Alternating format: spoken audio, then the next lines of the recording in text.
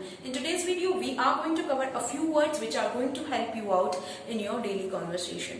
कुछ व्यूअर्स ने ये कहा, कुछ मेरे जो नोन्स हैं उन्होंने कहा कि अभी भी वो हमारे अंदर हमारी हेजिटेशन खत्म नहीं हो पा रही. We are not able to speak a complete sentence क्योंकि हेजिटेशन है और कहीं ना कहीं लगता है कि out of the fear that if गलती हो गई तो. So no, not to worry, fret not. I am going to tell you the solution of your this problem. अगर आप एक साथ कंप्लीट सेंटेंस से फ्रेज नहीं यूज कर सकते तो स्टार्ट यूजिंग वर्ड्स. आप शब्दों को यूज करिए अपने सेंटेंसेस में. So today I am going to help you out. I am going to tell you how to use words in your conversation. We are going to cover 19 words today. ये words ऐसे हैं जो आप अपनी day to day life में use कर सकते हैं. कैसे कर सकते हैं मैं भी इसको बताती हूँ. नोइंगली, जानबूझकर. आप कभी किसी को कहते हो तुमने ये नोइंगली किया ना, तुमने नोइंगली जानबूझकर मेरी शिकायत करी है. You have done it knowingly. You have, तुमने मेरे मैसेजेस नोइंगली पढ़े हैं, जानबूझकर पढ़े हैं. तो नोइंगली मतलब जानबूझकर. अननोइंगली मतलब अनजाने में. उसने मेरा पेन तोड़ दिया, बट इट वॉज अननोइंगली. ये बिना जाने था, अनजाने में था. फोर्सफुली, मेरी मम्मी मुझे फोर्सफुली ननिहाल लेकर गई. ठीक है, फोर्सफुली से पापा ने फोर्सफुली मुझे पढ़ने के लिए बैठा दिया. तो आपने सेंटेंसेस में एटलीस्ट शुरुआत तो हुई, because Rome was not built in a day.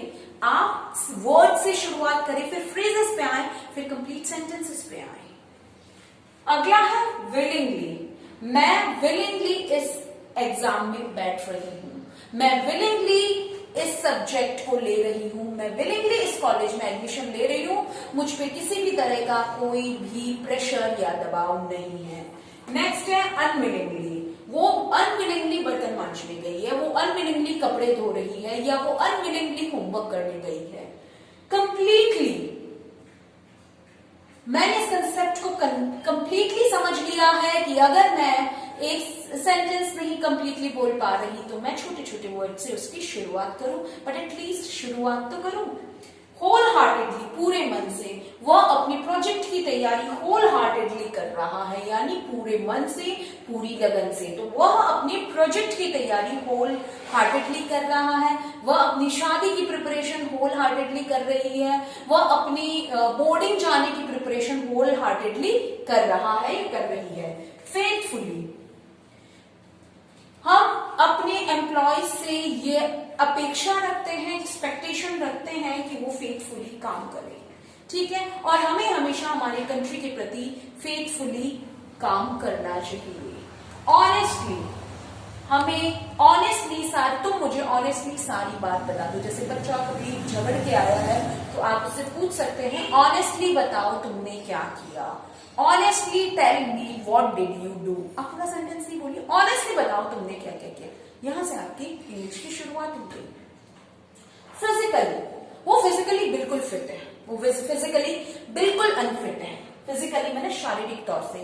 Physically तुम यहाँ हो लेकिन मेंटली तुम यहाँ उपस्थित नहीं हो. Suppose you are talking to your friend and but she is not paying attention to your words, then you can say that you are physically here but mentally absent. Mentally, physically का हमने use कर लिया. Mentally वो बिल्कुल भी stable नहीं है. Next word है इंटेंशनली. इंटेंशनली मैंने होता है इरादे से. आप जैसे बच्चों को कह सकते हैं तुमने इंटेंशनली उसकी नोटबुक छुपाई ना, तुमने इंटेंशनली उसको मारा ना, तुमने इंटेंशनली उसके पांव पे पांव रखा ना, तुमने इंटेंशनली उसकी कंप्लेन की ना. इंटेंशनली वर्ड को बार बार यूज करें. अनइंटेंशनली, उसने अनइंटेंशनली तुम्हें धक्का दिया, उसका मतलब नहीं था, वो हो गया अनइंटेंशनली, बिना इरादे से. हैप्पीली, वो घर हैप्पीली आ गई. हैप्पीली उसने अपनी नोटबुक उसे दे दी. हैप्पीली उसने मुझे कुछ रुपए दे दिए उधार. रिग्रेटफुली, अफसोस के साथ. रिग्रेटफुली मुझे कहना पड़ रहा है कि आप लोग प्रैक्टिस नहीं कर रहे हैं. रिग्रेटफुली मुझे कहना पड़ रहा है कि तुम पढ़ नहीं रहे हो. रिग्रेटफुली मुझे कहना पड़ रहा है कि तुम्हारी परफॉर्मेंस दिन ब दिन डाउन होती जा रही है. रिग्रेटफुली मुझे कहना पड़ रहा है कि अब तुम उतने अच्छे से परफॉर्म नहीं कर पा रहे हो.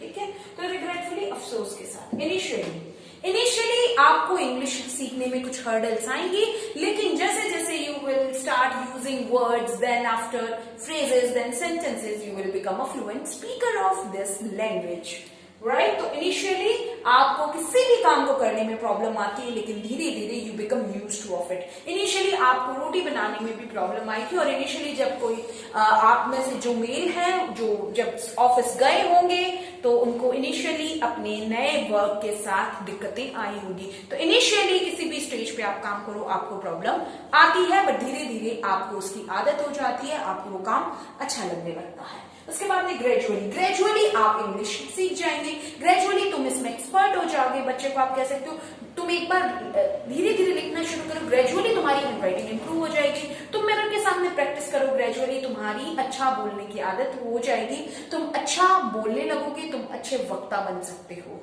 तो ग्रेजुअली मतलब बाद में या धीरे धीरे। उसके बाद में थॉटफुली, तुम्हें कोई भी निर्णय थॉटफुली लेना चाहिए, कोई भी निर्णय जल्दबाजी में हेस्टिली नहीं लेना चाहिए। तुम्हें कोई भी काम थॉटफुली सोच विचार कर करना चाहिए।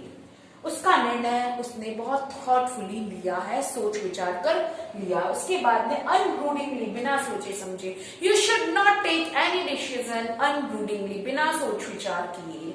भगवान राम कभी भी बिना सोच विचार किए कोई भी निर्णय पर नहीं पहुंचे थे।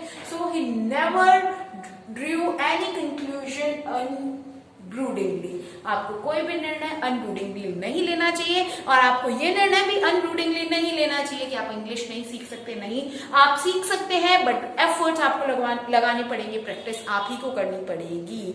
Thank you, will see you in our next video. I would request you like, share and subscribe. Thank you.